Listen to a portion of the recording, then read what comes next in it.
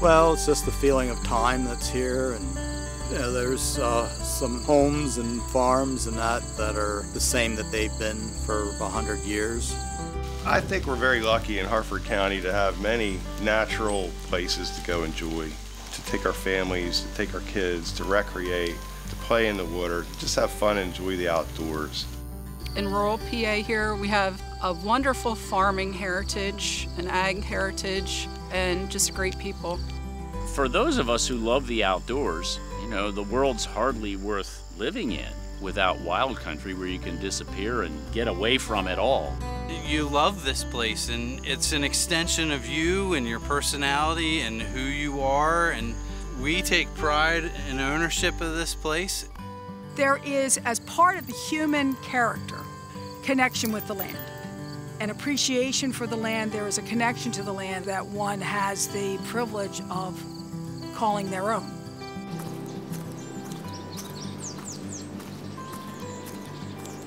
People who care for their land, who manage their land, who are good stewards of their land, are good citizens. They're people who are able to take care of themselves, take care of those around them, contribute to their community. I'd be the third generation on the farm, and obviously, yes, that does mean a lot. Well, the McPhersons have been farming here for around 160 plus years. My dad actually took over the farm when his father passed away when my dad was just 18. And so he really kind of held the farm together at a critical time in our family history. I had the opportunity to do what I wanted to do, and I feel rather blessed, and I want to pass that along to the next generation. I think for our guests, this is a place to escape. This is where they come and they just take a deep breath and they slow down.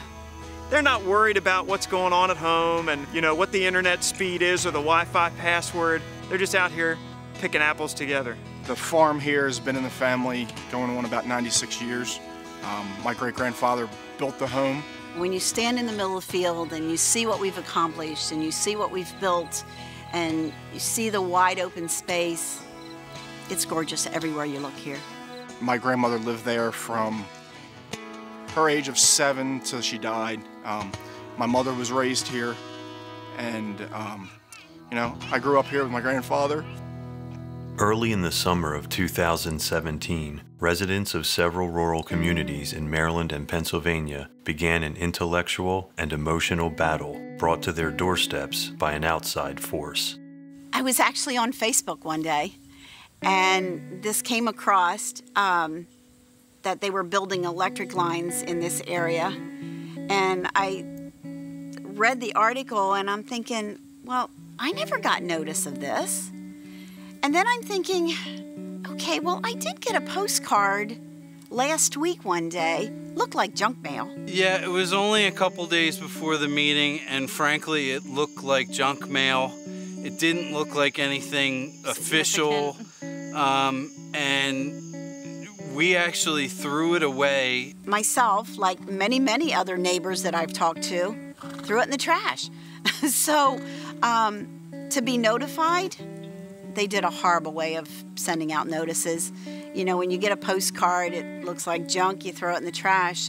Said that there was some work or some potential transmission line project in the area, and your property was along one of the routes, and they showed a map, but the map, you couldn't tell where it was going to go. It was so blown out and so small, it wasn't even feasible. But they invited you to an open house, if you will. At the Kennerdale open house, I went down and spoke to one of their representatives, and it just seems like when you talk to them, all they do is lie to you, because, I knew the facts, or at least a lot of the facts, and they sidestep all of your questions, which was very frustrating to me. And the first question that we had was, who do you work for? And the answer was, oh, we work for Transource. But who do you receive your paycheck from? And the answer was, oh, well, I work for such and such firm, and we're contracted to Transource. And I work for AEP, and we're contracted to Transource. And, they don't work for them. I'm not sure we've talked to anybody that really does work for them. And I think Transource themselves are so disconnected from this project and the community that it's going to affect. they don't care. My whole world came crashing down that day in knowing what loomed on the horizon. The project would entail towers that would be 13 stories tall, and these towers would be placed 5 to 6 per mile. In York County, it would extend 15 miles. Over Franklin County, that area, it's actually 27 miles, and it's going to be 3 miles of transmission line in Harford County. There would be a 130-foot right-of-way the whole length of the project. It would actually be like a road. Now what they will do is they'll take a 1,000-foot area, and within that 1,000 feet, they can place this right-of-way and these towers wherever they want to. Once the scope of Transource's Independence Energy Connection project was understood, concerns from farmers, property owners, parents, and community leaders were quickly raised. God forbid this actually happens.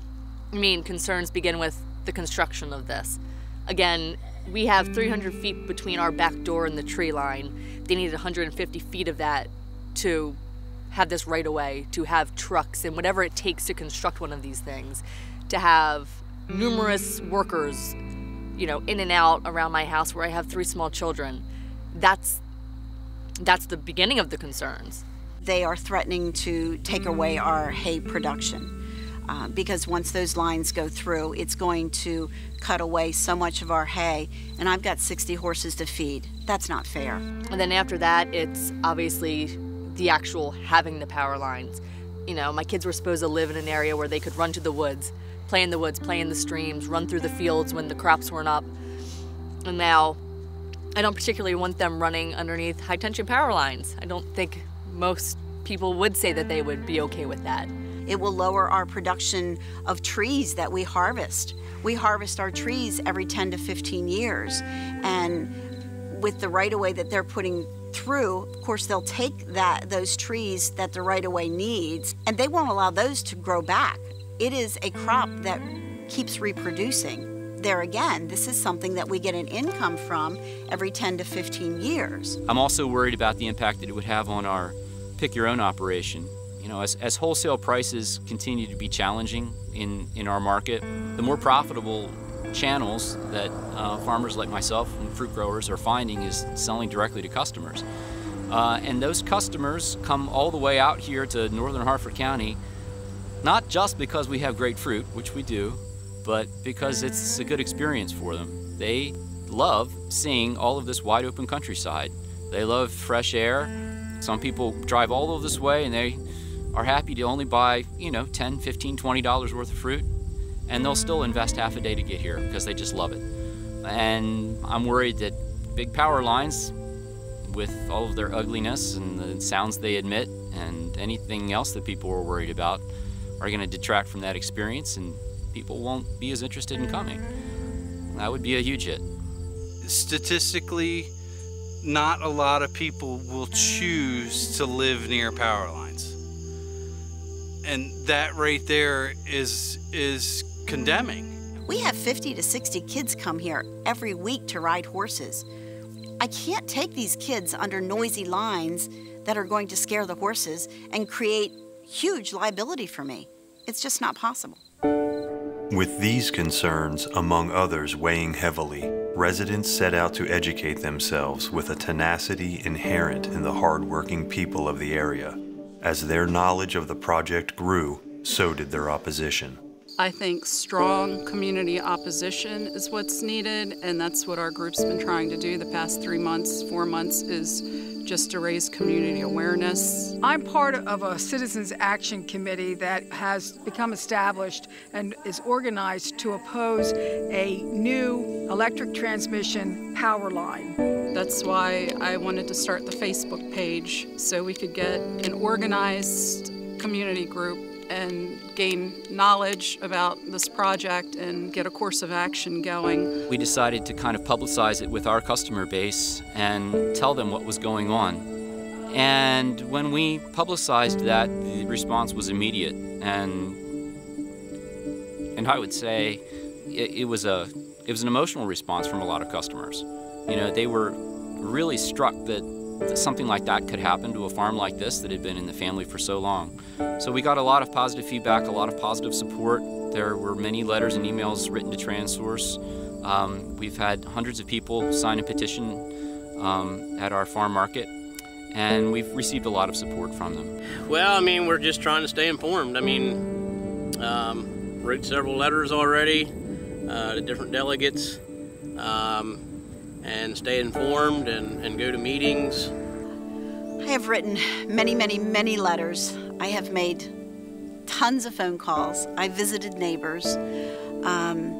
I belong to the Stop Transource group. We're reaching out for help anywhere we can. I mean, we are reaching out to we had a letter writing campaign to get a hold of our representatives, our senators, our federal representatives, our federal senators, and the outpouring was a little crazy. The need for the Independence Energy connection came into question when it was learned that the project was designed as a market efficiency project. Its purpose would be to shuttle low-cost energy not to areas where more capacity was needed, but to where lower cost was desired. My concern with this project is that I have not yet been convinced that there is any true public need, public good. It is a market efficiency project, not a market reliability or trying to get power to someplace that doesn't already have power. This is all about trying to save a few pennies in a place that's far away from here and does little or no good to the people that are affected by the lines. Well, fortunately, here in America, and because of rural electrification, everybody has electricity. And this project, very specifically, is called a market efficiency project. What that means is no one's lights are going off. It's not as if there's some unserved population to whom this line is going to bring the wonders of electricity. The whole benefit of this project will be mainly to shuttle cheaper Pennsylvania gas-fired power down to large cities to our south. None of this project is for our benefit at all. The value of the agricultural production needs to be weighed heavily against the economic advantages or efficiencies of a power company.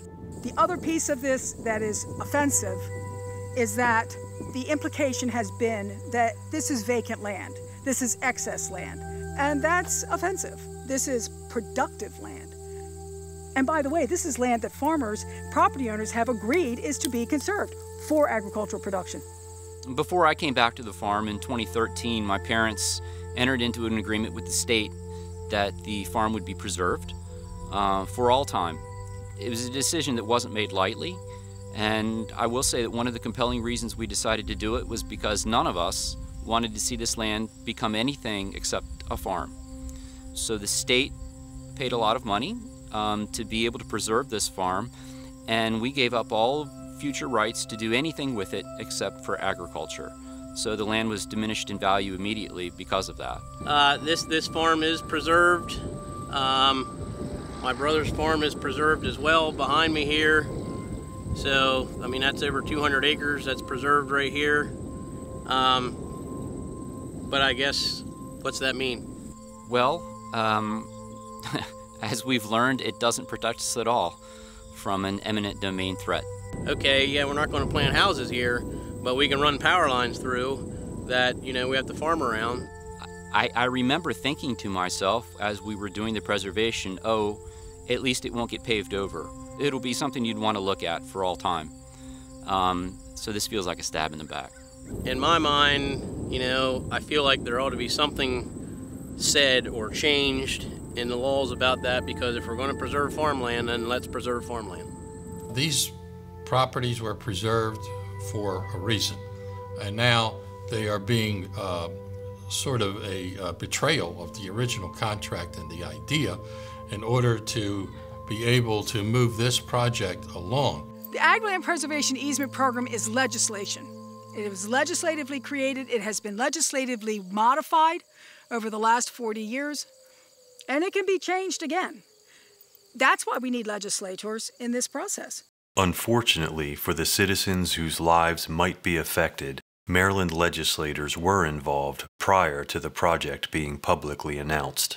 Maryland did enact Senate Bill 969, which gave Transource the power of eminent domain. SB 969 was, what a coincidence, pushed through months prior to Transource announcing this project. Yeah, I thought that was definitely a special interest bill designed to benefit special interests like the energy industry.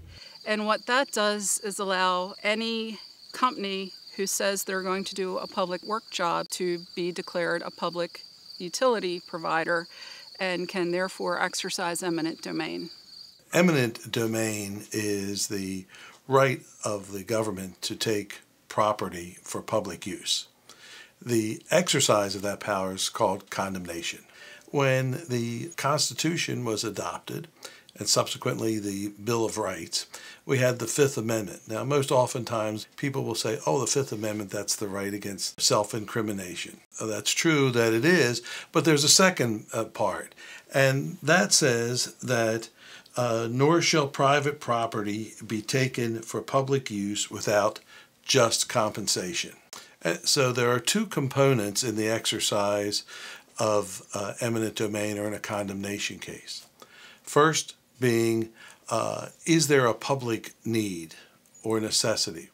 There's been a lot of discussion about what public need and necessity is. This project has not yet demonstrated that it is truly one of public need, and to me does not rise to the level that would allow this company, Transource, to be given the authority to condemn land to build this power line, acquire this easement from property owners over their objection. Eminent domain is something that needs to be taken seriously when it's done.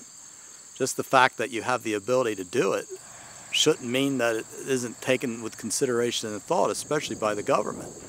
It's a very heavy impact on a community to evoke eminent domain and to do something with the property that you don't intend on having done to it.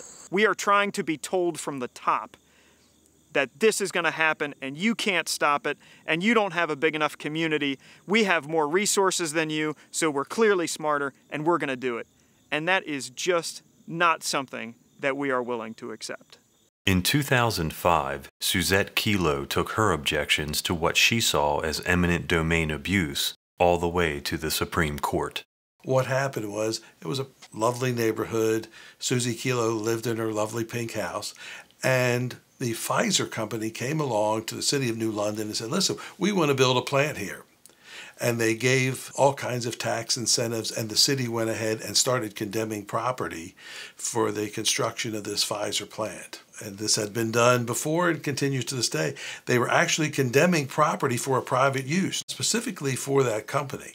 And in fact, that case made it to the Supreme Court, and by a very close decision, 5-4, the court determined that that was public use, and the Connecticut courts could exercise that power and acquire the property. The basis of that decision, as I understand it, is that the economic gain to the community by this private enterprise was sufficient to rise to the level of a public service project. I think it was very dangerous. I think it is a precedent that should be ignored. Ironically, after the conclusion of the case, the property is now not used by Pfizer. Once the tax benefits expired, they moved on to and built this plant someplace else. And now the only thing that happens to the lot on which Susie Kelo's house was located is the collection of paper and debris as it blows around the harbor. The second component of the takings clause in the Fifth Amendment is that just compensation must be provided. The compensation for condemnation is really in three parts. One is compensation for the actual land that's taken. Now that probably isn't going to be very much here, if anything, because they're going to imply easements. Nonetheless, an easement is a taking, and it's valued at a percentage of the actual land value. Now, that's for the land that they're actually permanently going to take. Then there is a temporary construction easement. In other words, they're going to need to get equipment in, and for that they will need more land, the use of more land than what actually they will wind up. Obviously, there's got to be a way for them to get in.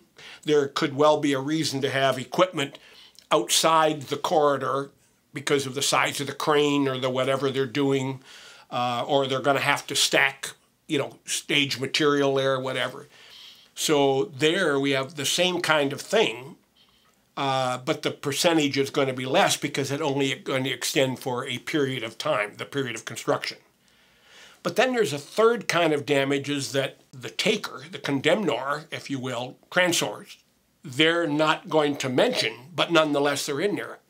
Is there going to be an effect on value of the property because of that?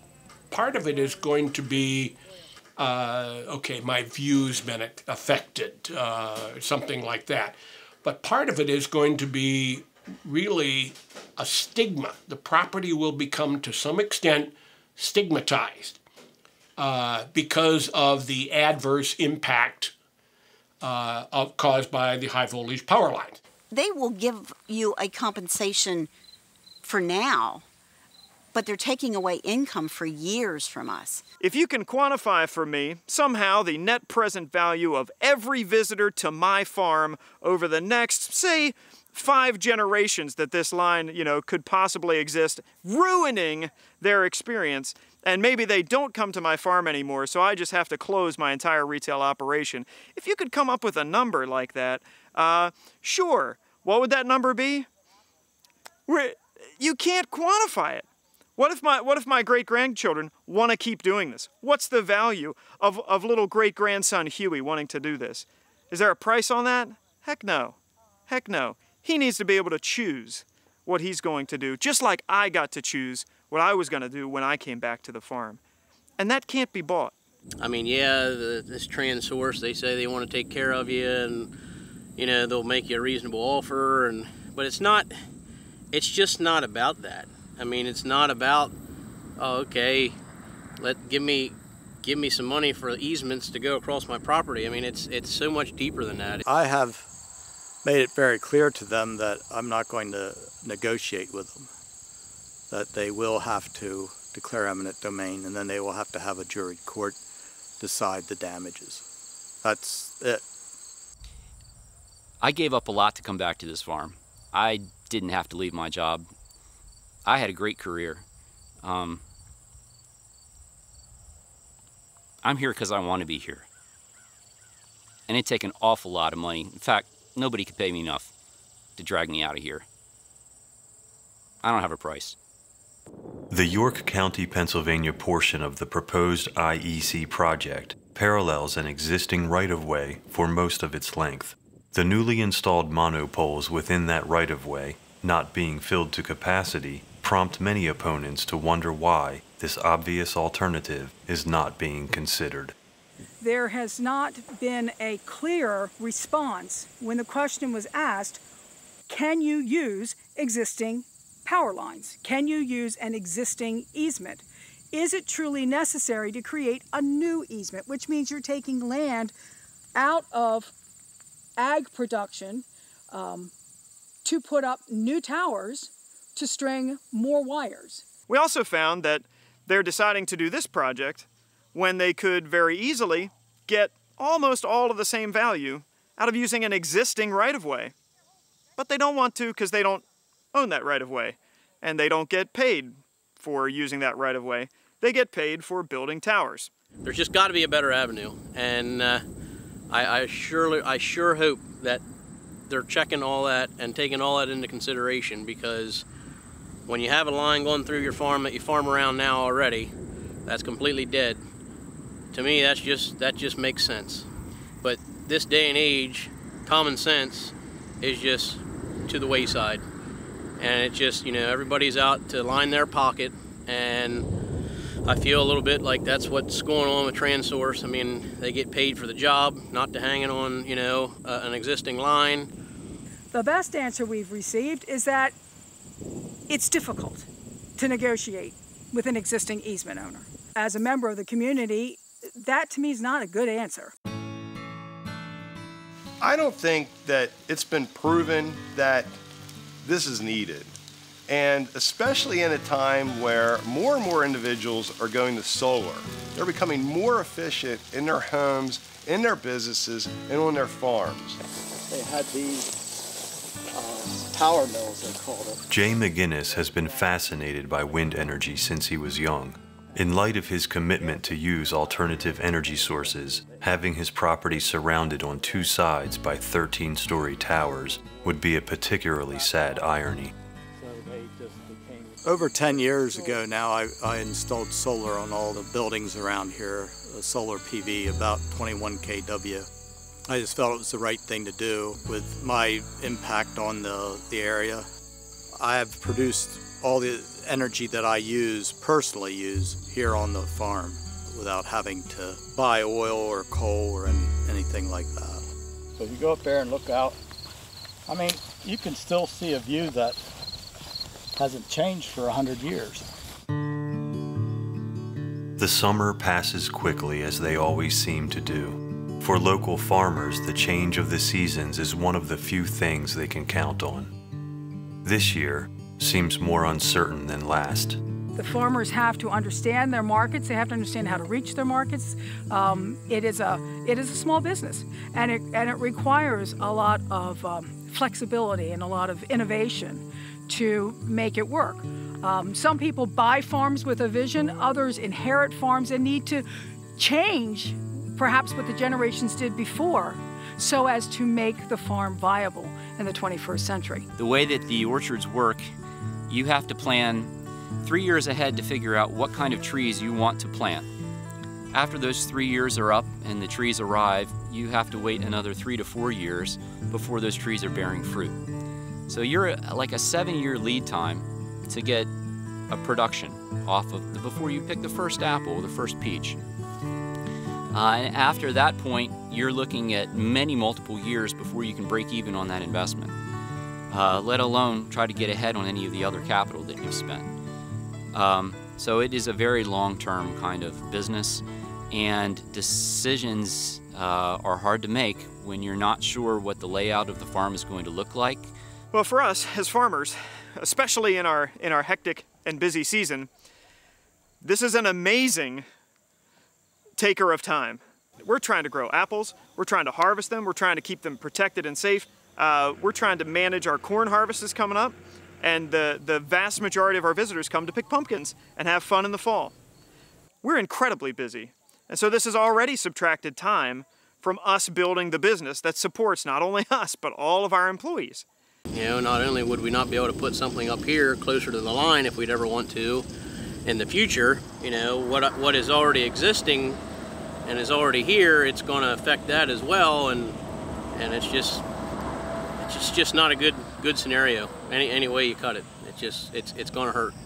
In Annapolis, that's like the legislators are predators. They make things so difficult on the farm and agricultural businesses of this state. It's amazing we still have some.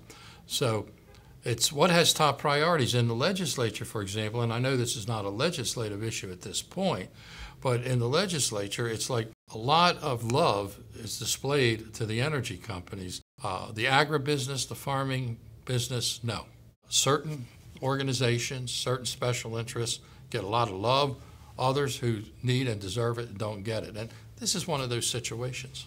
Unfortunately, the elected officials have just responded with what we already know. Generally what they say is there's nothing they can do.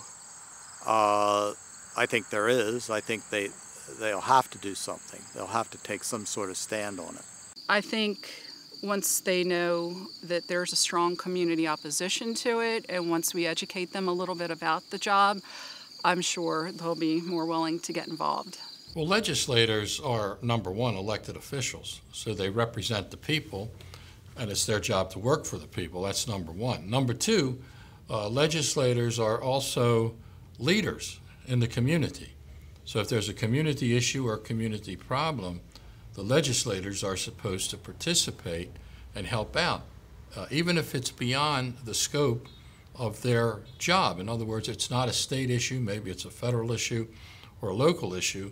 Legislators should still participate One of the reasons is because as elected officials, they can usually contact an agency and they can get information. And they usually get pretty honest information because the agencies somewhat depend on these legislators or elected officials to get their funding or to get something done in the community. So whether you're an elected representative and it's a county issue and you're a state person, you're still a leader, you still work for the people, and you still have the responsibility to do something. We're looking for that person who's going to take up the cause and really stand for the people who voted them in. Other groups have been successful in getting help from elected officials. The Rage Group in New Jersey, they have a U.S. congressman standing behind them who is speaking out. The chill of autumn sets in, bringing with it the promise of yet another harvest. But for those affected, this is not the only measure of time. When I first received notice about this project, this corn behind me was only 6 inches tall, and now it started to be harvested, and we still haven't hit phase 2. This fight against this project has only just begun, and it's going to drag on and drag on. And I'm just not happy about the effect it's having on the community as a whole, living under this kind of stress and not knowing. It's changed my demeanor in a way and has taken away from my motivation and taken away from motivation for future projects, because it's kind of right. It's undetermined at this point, and that's a scary place to be. I think it's a fight we're going to have to stick with, and you know, I'm not backing down. You know, I'm ready to hire the lawyers. I am ready to do whatever it takes to protect my farm, the farm that I've worked for, the farm that I love, and the farm that means so much to me and my family. We have 5 large transmission lines in this area already. We have a nuclear power plant right over the hill there. I just feel we've done more than enough. The flip side is, we have found a wonderful community of people, some of whom are not affected landowners, but perhaps it's close to. Perhaps they're our customers who have been willing to dedicate their time, and that has been the positive side. I think a lot of people are very concerned and very upset with it. It's bringing people together, which is a good thing, but it's sad it's about such a project like this. The Susquehanna River Hills are a special place. You know, you've got the topography here. You have the steep hills, the ravines, which really have been resistant to development for centuries. The creeks are pristine, and the whole area really is relatively pristine. So it's great to be able to preserve a place like this. These river hills are unique all throughout the Susquehanna Valley, and as soon as we start erecting superstructures like power lines, it really diminishes the wild quality of the land. It's difficult to see why, in this day and age, that there isn't more respect for what is left of our environment after everything has been paved over. This area hasn't been paved over yet, and it shouldn't be. It should be left alone. We've got to have some foresight to save places like this for future generations. If we pave them all, if we just bulldoze power lines through them or pipelines through them, the wild quality is going to disappear. And that rift between man and the wild and wild country just gets wider every year. So we have to make every effort that we can. And if we have viable options, rather than spoil pristine areas, with the disappearance of every acre like this that remains becomes even more and more valuable. And we have to, well, we've got to stop it somewhere. I don't believe that the power that we're going to get out of Pennsylvania is going to stop at the power station that's here. It's going somewhere else, and it's only a matter of time. They're going to string a line through another community. It will impact Narsville in some aspect because it's leaving here, but it's going to impact a lot of other communities going somewhere else. According to proposals submitted by Transource, 2 additional 230 kV lines may be built from Conestone to Long Green and Delaney Valley in Baltimore County. These proposals include almost 30 miles of new clear-cut right-of-way. Both are designated as market efficiency projects. These people, they need to know what's coming because, like I said, we had 0 notice. We had less than a week's notice of the open house. There was no way to organize at that open house. It was completely sprung on us. We are in a very different time in the evolution of our government and of our culture. So I see this as part of that journey. You know, how do we navigate it in a sensible, reasonable manner, one that is that balances, that creates that balance between protecting and preserving what the constituents have worked for and cooperating in managing our resources and our energy needs. I mean, I'm not saying that we won't need more energy to be moved. It just needs to be truly required. And they should be looking to reduce, reuse, recycle those easements before just willy-nilly creating another one, just because it's economically efficient. I understand that everyone in our country is entitled to electricity. That's a given. I would be upset if I didn't have it. But I also don't think it's fair that they use this beautiful countryside to give electric to way far away. I don't understand why they don't, first of all, use the resources they have in Maryland that they already have. Why do they have to destroy farmland? We need that to feed the world. You know, I think too many people don't understand what the farming industry is about and that we do feed so many people. And the more they take away, the harder it is to feed our population. I understand everybody needs electric and everybody has to have electric. I wouldn't want to be without electric, but from what I understand, you know, this is only going to help people in Western PA, Maryland, and Virginia. And what's it doing? You know, I mean, I chose to live here and they chose to live there. And I'm sorry that they have to fire another generator up to get the current that they need, and it costs them a little extra money, but it was their choice to live there, not mine. I'm living here, so don't make your problem my problem. That's how I feel. I wouldn't wish this on the world to anybody. My worst enemy. You know, it's been very stressful, and not knowing the unknowns, the hanging, why you wait for them to make a decision. It's terrible. We live in a beautiful place. We live in a great place. There's a lot of history here. There's families that have been around here for centuries, and we don't need to divide them.